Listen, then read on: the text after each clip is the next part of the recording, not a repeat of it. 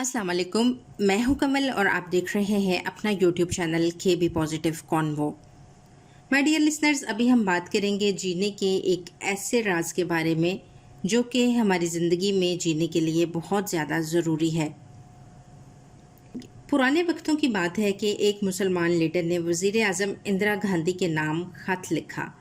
اس میں انہوں نے یہ شکایت کی کہ مسلم اقلیت کے ساتھ ہندوستان میں ظلم اور امتیازی سلوک کیا جاتا ہے۔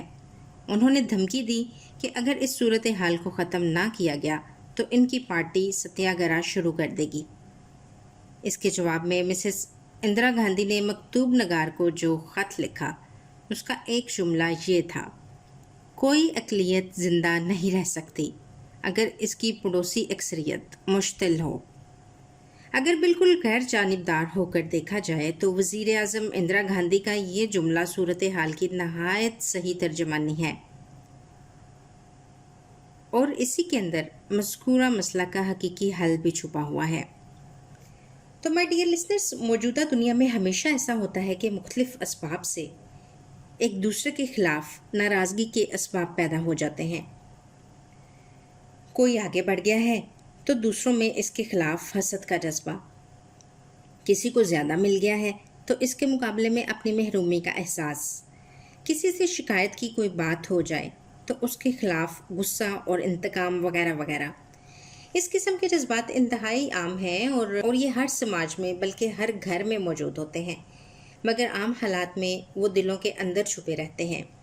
لوگوں کی روزمرہ کی مصروفیات بھی اس کے ابھرنے میں رکاوٹ بنی رہتی ہے، لیکن اگر کوئی غیر معمولی واقعہ پیش آ جائے تو یہ جذبات ظاہر ہو جاتے ہیں۔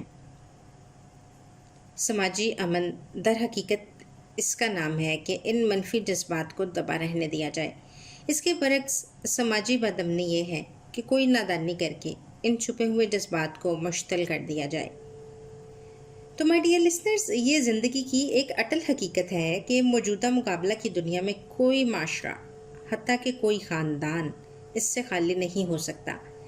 ایسی حالت میں زندگی کا راز صرف ایک ہے، وہ یہ کہ صبر اور حکمت کا طریقہ اختیار کر کے دبے ہوئے جذبات کو دبا رہنے دیا جائے، ان کو ہر قیمت پر بروئے کار آنے سے روکا جائے۔ زندگی کا یہی راز ہے جس کو ایک مفکر نے ان لفظوں میں بیان کیا: اس دنیا میں ہر آدمی کے پاس ایک وسیع قبرستان ہونا چاہیے جس میں وہ لوگوں کے قصوروں کو دفن کر سکے۔ مائی ڈیئر لسنرز، بے شک یہ کام اتنا آسان نہیں، لیکن اگر ہم یہ کر لیں تو ہماری زندگی بھی سنور جائے گی، آخرت بھی۔ کمنٹس میں اپنی رائے کا اظہار کیجیے گا۔ اپنا بہت سا خیال رکھیے گا۔ اللہ حافظ۔